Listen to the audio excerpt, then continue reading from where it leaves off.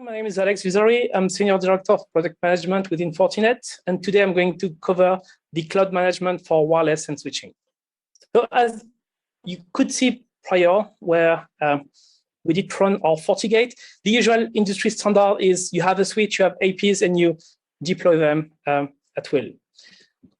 What Fortinet is offering on top of that is it is adding a FortiGate, bringing the security and managing all those devices. And Sumant and Chris did cover this part. But we do believe that all customers are not the same. It's not because we do provide an on-prem FortiGate that all customers are the same. As mentioned, we also have the FortiGate, the FortiManager, that is allowing on-prem or in the cloud to manage multiple FortiGates at the same time. For smaller customers, we also have FortiGate Cloud, that is a cloud version of the FortiGate GUI, allowing them to manage multiple FortiGates within the same place. But what if you don't have a FortiGate? What if you don't want a FortiGate, but still want to manage switches and APs? So we do have FortiLAN Cloud, and this is what I'm going to cover today. FortiLAN Cloud is here, allowing you to manage both switches and APs from a single place. We also have FortiSwitch Manager that is here to solve the issue for standalone switches and allowing customers to manage multiple switches from an on-prem. Are you using the same OS for the FortiLAN Cloud? Are you using the FortiOS as well? But in the cloud? No, it's okay. So we couldn't, because the OS on FortiOS is really tied to the FortiGate and to the platform. It's also having some limitations where within the cloud, we need to evolve and we need to scale. So this is one of the points I want to cover is we can support 1, 2, 3, or 1,000 of devices in one shot. So which each FortiGate, you would be bound to a specific amount of supported devices. Yeah, with that said, that doesn't stop someone who does like FortiOS and likes the feature within it from, for example, installing it as a VM in the cloud and using it that way, if that is something they want to use. Yeah, I was wondering, because earlier you talked about, having all of the features in FortiOS, enabling the NAC and all of these. So I was thinking, if you don't have a FortiGate, but you still want to have access to some of these NAC functionalities, can you have access to that in the FortiLAN in the cloud? Yeah, so for right now, well, all that really centers on FortiOS. And like I said, if somebody wants to, they can install a virtual, like let's say they don't want a FortiGate for whatever reason on site, you can cloudify FortiOS if you so desire, install the VM in a private cloud. That said, we are looking at, and I'm sure Alex is going to talk a little bit about things that we are bringing to FortiLAN Cloud so that there's not a large disparity. Obviously, it's never going to be FortiOS without being FortiOS. You don't want it that way because in the cloud, you want to be able to take advantage of the cloud, right? Yeah. As said, we do manage both switches and APs from a single pane of glass management. The interface is made to be so easy to go through the different phases, to also look like what we have, and we are in transition to ease the flow when people want to move from FortiGate to FortiLAN Cloud or vice versa. And we do have different ways to provision, configure, and monitor the different elements of the network. We also have, and that what I will cover, we have also some reporting built in within FortiLAN Cloud. So this is what I said, Francois, is we do have a lot of customers, and we have some that are tiny, so 5, 10, 20 APs, but we do also have really big organizations such as retails or restaurants across countries where they do deploy and get that. So within one single FortiGate, you could do that within a certain extent. We do also have customers with FortiGate that have multiple FortiGate VMs in their own cloud and do manage thousands of devices. But then it is not this like the simplification, because they have to manage the full infrastructure where we do it within FortiLAN Cloud. So we do have different templates. We can also clone networks within seconds to ease the flow and to have some kind of gold config that can be repeated from one site to the other. And we do regularly, each quarter, bring some new features and try to evolve based on what we do hear from customers. As said, we do have big customers, and we have two ways to see the management GUI of FortiLAN Cloud, whether it is a single front end, or we do have what we call the multi-tenancy feature, that is an add-on based on the account, where you could split the access and divide each independent network or customer within a container. And then you can also delegate this management access where each site admin would have access to this view of their network, which can be read-only, which can be read-write. And of course, the admin, the full admin, would have the full view of the network. We also have part of FortiLAN Cloud, the powerful REST API that is also used by different MSSPs to provision in a quicker manner our portal.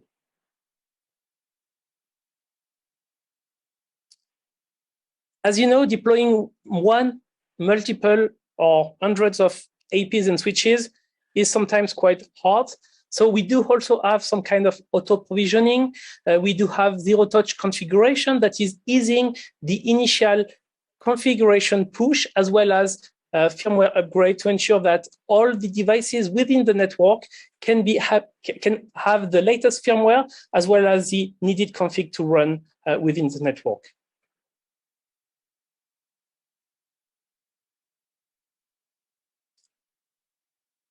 We have different data centers. We have different infrastructures running FortiLAN Cloud within the world. We are expanding whenever needed, whenever requested by customers. We are compliant with GDPR rules whenever it is needed.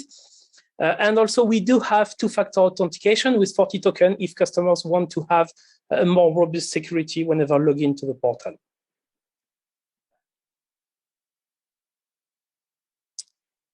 I just wanted to cover that quickly before going to the demo. We do have different kind of licensing.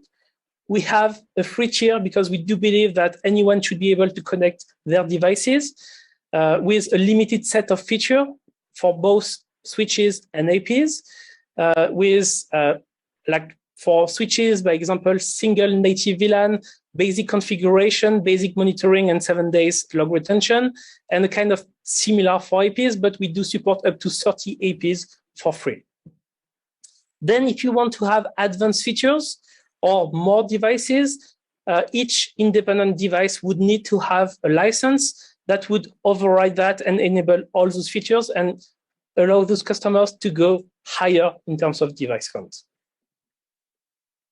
And as Chris mentioned, you can manage also the FortiAPU running the UTM or UTP software in them, regardless of the FortiLAN Cloud or regardless of the FortiGate. The license to run the UTM is the same. So if you move back and forth, the license will be the same, and you don't have to add extra license to that. Yep. Okay, so that's the main dashboard whenever you land to FortiLAN Cloud, giving you a summary of what is running in the network or within the networks, because you can have multiple networks as shown below. But we do provide an overall summary of the access point, the switches, and different metrics such as SSID, client, data usage, the health of radios, and for switches, the amount of ports that are used, PoE ports that are used, and so on. So giving a quick view of what is happening. Whenever you click on one of the networks, you will land within the network here, and you would have on the per network dashboard. So here we are within the wireless one, where you have similar kind of information. You have the trends of clients, of throughput over time, which can be changed. And then you have different monitor dashboards, such as the network security, that is giving you quick information from the FortiAPU. And if you click, you have different elements that are giving you quick view of what is flowing through your network. We also have logs that I will represent later. We have the APs that are connected to your network and alive or offline, and different metrics such as throughput, amount of clients, memory, CPU, and so on. And here you have the list of APs that are being connected. You can drill down to the AP here, but I will do that later. I will show you that in a moment. If you want to have some insights, you can also get on a per radio basis.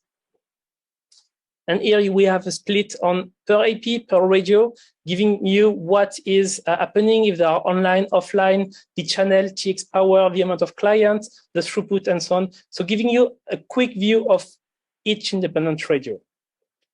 From a client point of view, we have the same kind of thing, where you have clients connected by band, by subband, you have by SNR, volume, and so on. And you have all the different clients that are currently connected today.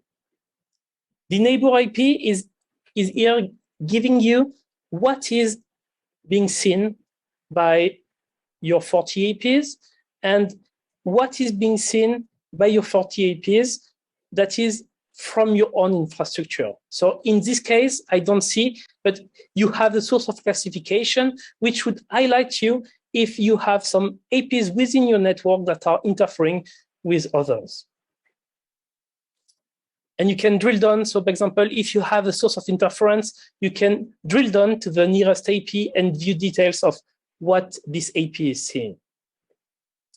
The neighbor information, is that coming from the active client serving radio, or is that coming from a sensor radio? So it depends. So on the 40 APs, we have different ways to do that. So whether you have foreground scanning on the third radio, or you can also have for legacy APs, the servicing radio running background scanning at the same time.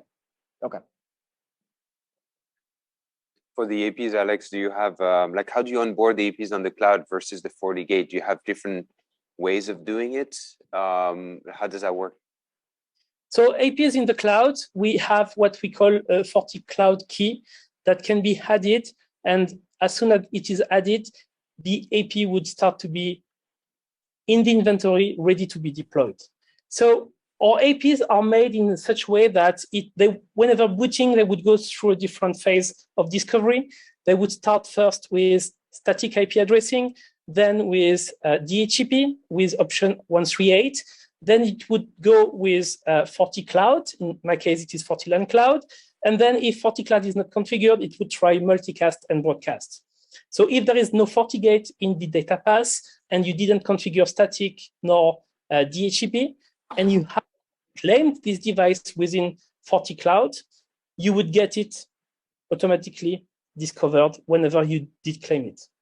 Okay, so you don't have to convert the APs the same mode. Okay. The same image can run on both, and you can flip at any time.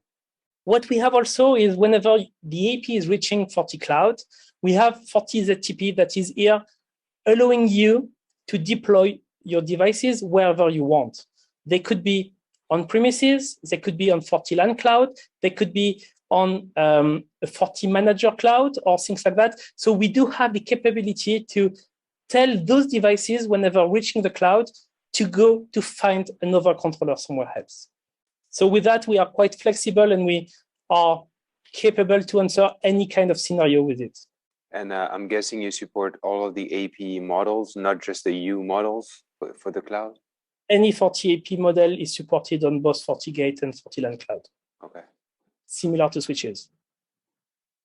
There's one question online where someone asked on your radios monitor, what is the difference between an offline radio and a disabled radio?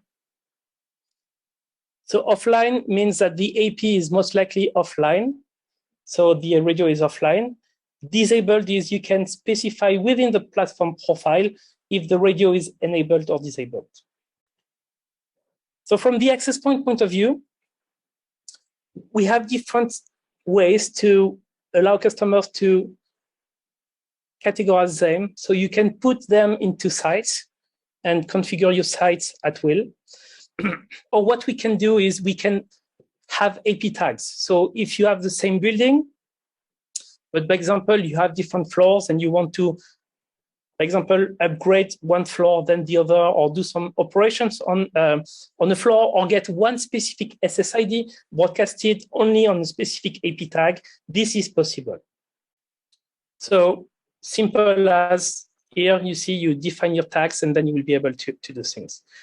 So if I take the one where I'm connected, you can drill down to the 40 to the FortiAP, where you have on the left side a summary else and some statistics of the AP. So just giving you some information, and then you have a deeper summary such as connection status, like clients having low RSSI, good RSSI, which SSID is being used, a view of the client and throughput, and below the client list.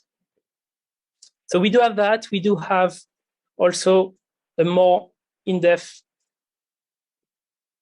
AP view, so which is giving you the CPU memory, the usage of the AP and the uptime, plus the configuration, the radio configuration if needed, as well as if UTP is configured, some information about the version of the engines that are running. You can have multiple actions in here, but you can also have them from the AP list. You have the log view, and we have the same, well, we have one log view on a per AP basis, but we also have one central one that I'm going to cover. You have per AP the radio information that is going to give you throughput, interfering SSID, channel utilization, the TX power channel that is being used, and the clients that are being connected. And if I select 5 GHz here, you would get all the stations that are currently connected to the FortiAP. You have the neighbor APs. So as you could see prior, we have a central view to see all neighbor APs, but here you can see which ones are being seen by this specific AP. Similar to BLE, I'm not going to cover. We have any LAN issue that is seen by the AP. In our case, nothing was found. And then we have all the different tools that, as you can see, depending on the license that is here or not, will be visible or not. So we have the spectrum analysis. We can capture on the wired side of the AP. We have the VLAN probe, and we have different tools to get the ARP table, get a report whenever the AP is disconnected to get some information from it, perform trace routes, iPerf and ping test, and also have some TAC reports. So this is what I call the last resort kind of commands that is giving you a full bunch of commands to provide to TAC for analysis. And also, if customers want, knowing that APs are remote behind night devices most of the time, we have a predefined set of AP CLI commands that can be run. So if I take one AP, it is online. So, for example, if you want to run AP CLI commands, you have a predefined set of commands that are known by engineers and can be asked whenever troubleshooting issues. So we do send that command, and it is coming back from the AP and displayed from the portal. For the packet capture, you mentioned the wired packet capture. Can you also do like a wireless packet capture? I'm guessing using a third radio, or? As of today, we can't, but it is in the plans to support that. Okay. And it would be nice to be able to do both at the same time too. From the configuration, we have different kind of profile configuration, the SNMP syslog profile. We can schedule upgrades based on AP tags, models, or different kind of things. Each different platform profile is having a default, meaning that whenever you do configure your platform profile, it would be automatically bound to each FortiAP from the same model that is being discovered. So you have different kind of similar to what you have on the FortiGate and on other vendors. You can disable the radio. So what we were seeing, you can put it in dedicated monitor, in foreground scanning, for example, for the models that do not have a third radio that is dedicated for that. And you can like configure all the different parameters. You can override some of the parameters on a per AP basis also. If you think that at some point you need an extra SSID on one AP, or you need to change the TX power of a specific access point, this is also possible. What if you have the same model of AP, but with different external antennas? Can you have like two profiles for the same model of AP? You can. So the default is whenever connecting, it would have the default profile. But if you want to change the profile, you can without any issue. Is there a way to dynamically assign those based on either IP range that it's coming from or location? As of today, no. So it's either that profile or it's a manual assignment of the AP. So you could what you could, it depends. It depends what you try to achieve. You could have different networks if you think that it is completely different. But if it is within the same organization, within the same network, yeah, you would have to do it manually. Yeah, I'm thinking more like multi-campus, is that if it's coming from this campus, I've got this configuration because I want to go to this radius server, for instance, versus going versus the other campus and having those dynamically assign their profile based on which campus they're on. So in that case, you would maybe have to create a different network where if you see here, that's a network and you can clone it. And within seconds, you have your network that is created for that. And then you can, based on which campus it is, you can have your configuration. Okay.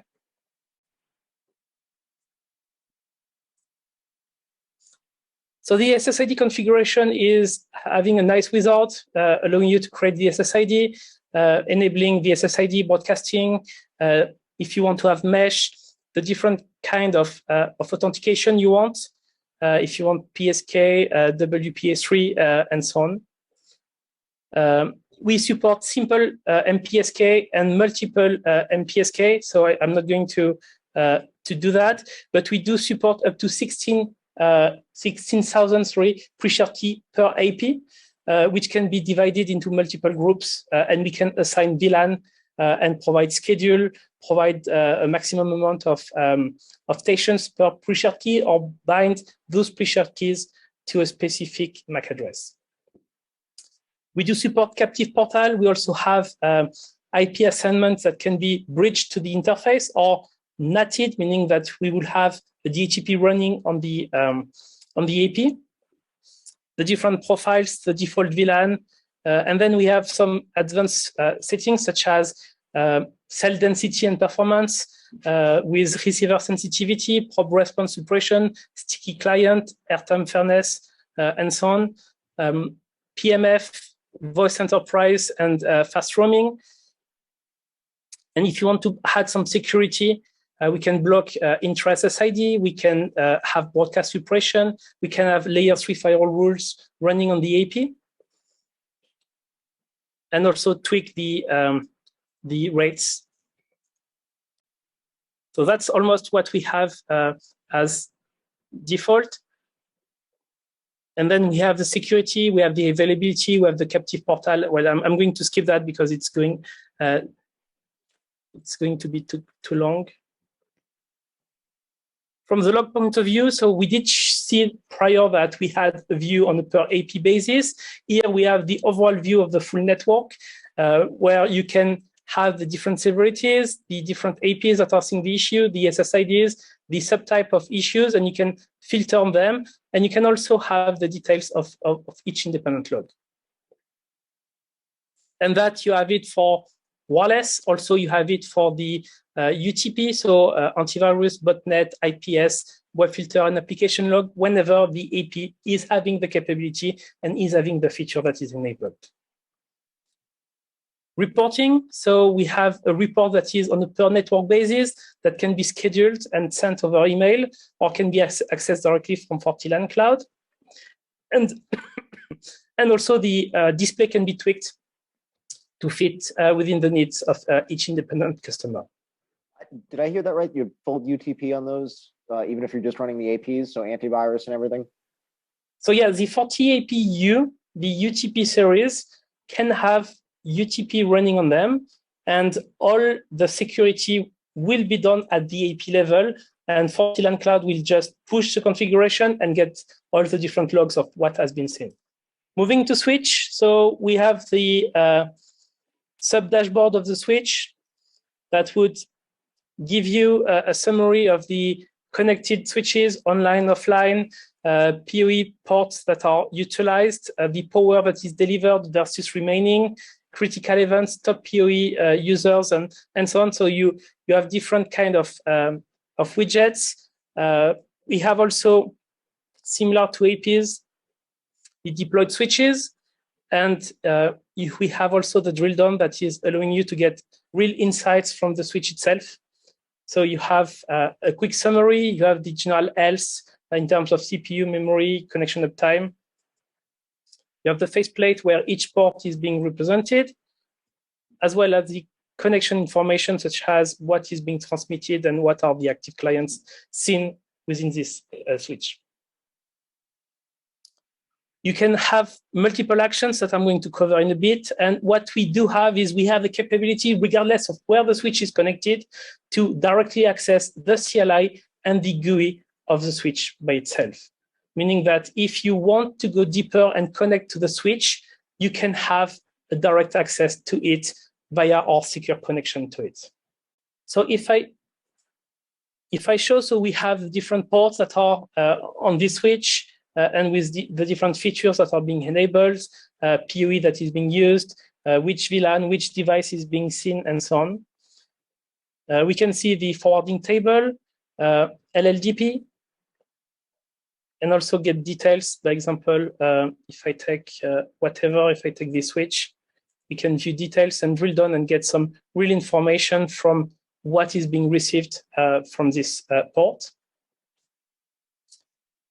Spanning tree, 1x status, sessions, PoE status on the per switch level. So you would have all the information and you can drill down to get more insights on that.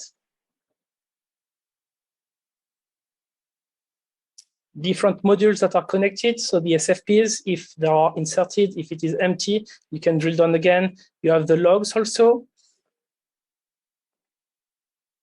And so on. So we have like different, like we can do packet capture, we can see the routing table, link monitor, and so on. What you can do also is we have a long-term statistic history. So you can also like apply tags and deploy, upgrade firmware, and do all sorts of configuration. You can also do cable testing. So one of the tools we have, so to determine if there is any wire pair that is broken in the path between the switch and the EP. And you have also the switch statistics from like the switch itself, so CPU, memory, that can be represented in different formats. And also later, I'm going to show you that we can have also on a per port basis the full history of the traffic per port. Again, as I said, you can configure switch tags, so as simple as adding here, and you will configure your tag and bound your your switches to that. So one thing we do is we do have what we call zero-touch configuration. And in there, what we do is we have two ways to do things. Either we do that from a CLI point of view, so we know the CLI that customers know the CLI pattern they want to push to each independent switch, and it would be the same except that the host name, the IP, and few things would change. With that, we have NVPs that are name value pairs, where you can have those entries entered as variable into the CLI configuration, and then they can be pushed to different switches in one go. So here you can see you can provision the zero touch with tags, with specific switch, or with models. So if you have different models, you can say, I will do this action to all those models, this to those, and so on. You can decide to do it on a scheduled basis or whenever the device is firstly seen. You can choose the firmware you want to apply, and you can apply the latest version, meaning that if you receive a switch out of the stock, out of your distributor, then whenever it would be discovered, it would go through that TC, it would upgrade the firmware, it would get the configuration, and within minutes, it would be ready to serve stations.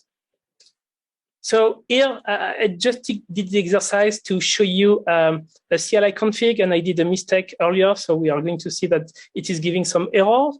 But also what you can do is you can apply GUI config where it is available as menu, and you can configure different things such as VLAN ports, interfaces, logging, as well as routing if the switch is capable to do routing and is having a license. So you can really provision in one shot a switch without having to do it multiple times, if you see. So if we go back to the monitor section,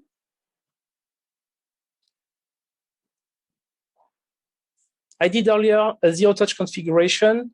The details were that, well, it did fail to apply the CLI config because it couldn't understand the ghost name instead of host name. And it was a failure. And the config that was pushed, you can see here that, well, a typo was made and it has to be corrected. And then we have all the different kind of monitor that we can see on a per switch basis, as I was showing to you. What I wanted to show you before seeing if there are any questions is the port statistics, where you have on the per port the capability to have the full history of different elements such as utilization, packets, RX and TX, if there is any drop or discard, and so on. And that you get it depending on the time. You can specify the time, or you can get it for the last 30 days if you want. And you can get it 1 per line or 2 per line, depending on what you want. And you can tweak the kind of view you want to have. The CLI commands that you were pushing, the ghost name failure, does that, that imply that there's no syntax validation when you push CLI commands, that you could catch a failure like that ahead of time? We cannot do that because it would be too complicated to validate each independent CLI. It would mean that we would need to have a CLI checker for each release, which would be like really heavy to maintain, because each release is introducing new CLI command on the switch side, and it would be too heavy to do. And do you get any feedback when you send out a command or when you do a change on the switch from the UI? Do you get any feedback that it actually went well or bad? Because sometimes with those cloud managed solutions, that's the feeling that, you know, we don't get the feedback right away as if we were just SSHing into the box. Sometimes we have a little bit of a delay, and it can get frustrating for us. The configuration is pushed automatically, and if it is failing, you should have a pop-up at the bottom saying that it did fail to apply. Okay. Is there any sort of checks? Like, say I push the wrong config, I'm now changing an uplink on a switch and it's lost access to the internet. Will it revert that change?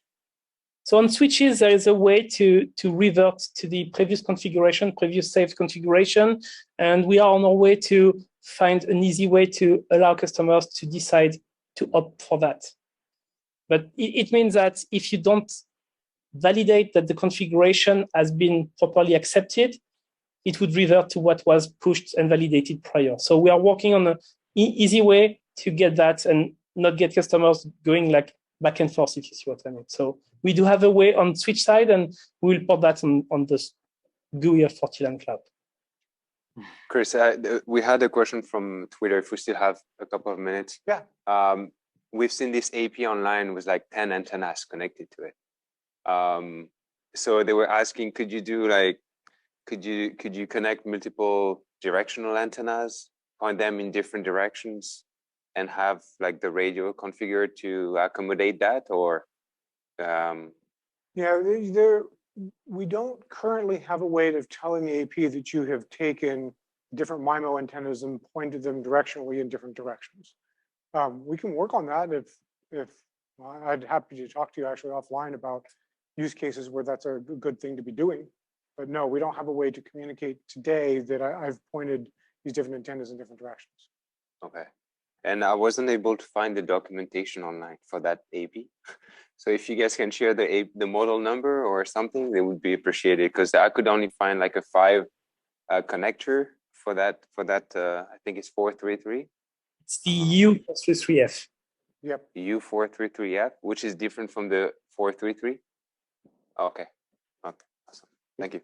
Yeah, so I think the use case for that would be that's a dual 5 capable AP. So taking 5 of those leads or 4 of those leads, I'd have to look at the data sheet, and pointing them in one direction, and then the other 4 on the 2 radios, splitting those radios out. Understood the question. Yeah, for the 2 radios, if the 2 radios are going to be broadcasting in different directions, that's not a problem. Okay. I misunderstood. I thought you were actually suggesting within a single radio. And my question wasn't clear. So thank you. But the AP would know that there's 2 different antennas connected to it. It's expecting that the 2 different 5 gig antennas are being utilized to run two separate coverage cells. areas. Yeah. So the idea that you may not see, for example, some of the same clients on both radios is expected. We're assuming that your goal is to get additional capacity by, in whatever way you choose, aligning these cells, be it just with channel differentiation or directionality to cover different areas. So I have a couple of questions, if I may. Yes, please. First, I want to thank you for taking us through your product line, because it's very insightful. And I can see several advantages from a licensing and some cost issues. But we always think of Fortinet as a security person, right? A company. So, when I look at your solution, can you help me understand what security advantages you have over the competitors? Can you kind of crystallize that for me a little bit? Sure. But one big advantage just comes from bringing everything together in one place, particularly when the FortiGate is in play. Because in that case, I don't have security configured in one location, whereas my wireless security is configured over here, which can allow for drift and mismatch and configuration changes, particularly if these things are owned by different sides of the house that aren't talking to each other. So that's one. The second is also just the sharing of information. We talked a little bit earlier, there was a question, I think it was, I can't remember if it was either Roel or Francois, asked about, whether or not FortiAIOps today takes in information from clients, et cetera. And we said, well, we are looking at some of these things. By virtue of our entire cybersecurity mesh and the fact that a lot of our security products all cross-share information, that information is also now available for decisions that can be made on the wired and wireless. One particular thing, for example, that we can do is we have what's called stitches within FortiOS. This means any event that happens in the system, including a security-oriented event. Maybe I catch that this particular host, either through the firewall seeing it, maybe through indication of compromise out of one of our NOC solutions, or maybe because of an endpoint solution that we have running on that product says, hey, I think this machine is compromised. That can all natively feed a loop with a rule written into stitches that says, hey, let's shut that down. Let's turn the port off on the switch, or let's block that right at the SSID. We don't want that traffic even coming any further on. So we have a lot of built-in things like that happen closed loop within the system, instead of putting the burden on the end customer to try and get multiple systems to work together to do that. That's great. And then my second question was, I saw a lot of very rich features in the demonstration. Is there 2 or 3 that kind of distinguish that I should sort of walk away with saying, oh, that's kind of unique for Fortinet, that kind of you don't see anywhere else, that just key takeaways kind of thing? I know it's going to sound a little trite, but again, for me, the security-driven networking, the fact that these things across platforms are actually converged together. I think there's plenty of vendors out there who, if you were just going to say, can you tick the box that you offer, say, SD-WAN? Do you have switches? Do you have a firewall? Do you have access points? Do you have this? Sure, they're going to tick those boxes. And then you say, oh, can you manage them all? And they'll go, sure, we can manage them all. And in some cases, can you manage them from a single pane of glass? Yes, you log into this place, and then you go down this path within this place to manage those, and this path. But in reality, none of them actually work together at all. And sometimes, even though they're even in one pane, getting them to even work, even just talk to each other correctly or have a common config is very difficult. For us, that doesn't exist. When we talk about, for example, SD-WAN, I know it's not necessarily a field day, but it is a hot topic. That runs directly on the FortiGate. So when we talk, for example, we see a lot of these new branch deployments happening where they want to simplify that branch with Fortinet, and that's a slam dunk. My SD-WAN, my security, my wired and my wireless now all converge into a single linchpin device at that branch. And with some of the management solutions that Alex has been talking about, that now means I'm managing kind of a single point of presence at that branch that is then feeding, controlling everything else there. That's a very unique scenario where these things truly are boiled in and converged together, as opposed to just being offerings from the same vendor that don't really interact at all. Great, thank you. I have a question. Yeah. In one slide, it said K-12 and learning. I assumed it was like a network learning academy of sorts. And on another slide, it said free tier for like up to 3 dependents. Is that for, say, people in community college to take a class, learn network security? From our NSE training point of view, we are actually engaged in a lot of different places, including working with universities to try and make sure that a lot of this information, particularly to your point, is we're known for cybersecurity. From a cybersecurity point, we're trying to make sure we get a lot of education out there, and Fortinet is trying to work with educational institutions as well as our NSE series to make that happen. Now, I think what you might be thinking about from the free tier is on our FortiLAN Cloud, where we do have a tier of access that says, hey, you can have up to 3 switches, a collection of APs. That doesn't cost anything to do. There's no limit to that. That's not a specific package geared for a type of customer. Anybody who sort of fits that size, who looks at the capabilities and the features and the functionality that is only available in free and says, hey, you know what? That's all I need. Which, we see a lot of SMBs that I really just want to stand up a switch, I want to stand up an AP, and I want to get running. And I know we kind of talked about this, but I do want to stress it again. For us, it becomes this migration path. We understand that in the security space, the maturity of security of particularly smaller companies isn't always there.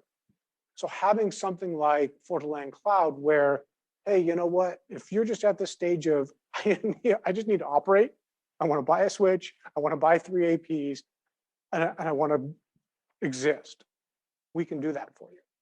And if you mature to a level later on where I'm going to pick up a FortiGate, and because I understand more, maybe I even came and took some training classes, and I understand more, and now I realize I want a firewall, you can place that on, and that equipment you purchased, there's no rip and replace, there's no big hassle of new licenses to purchase or a bunch of rigmarole to go through to try and now manage out of that gate and pick up the additional functionalities that we just talked about. I can actually just say, hey, I'm going to adopt these now with my gate. And particularly for that small guy who's maybe on the free tier, there's no sunk cost over there. I'm not managing with the gate. There's no licenses on the gate to do that same level of management. And they just pick up and keep moving. Yeah, because a lot of people start out, when they start out, they build a home lab and they get some gear from somebody. And, it frustrates me to have a license, somebody's just starting out, trying to change their career. And, having a free tier and having some equipment to play with. I like that idea, yeah. One question we had on Twitter as well was around 6E. Because you guys didn't talk about it today, what's your plan? Are you working on something? Are you waiting for a standard? Yeah, you'll see something from us in second half of the year.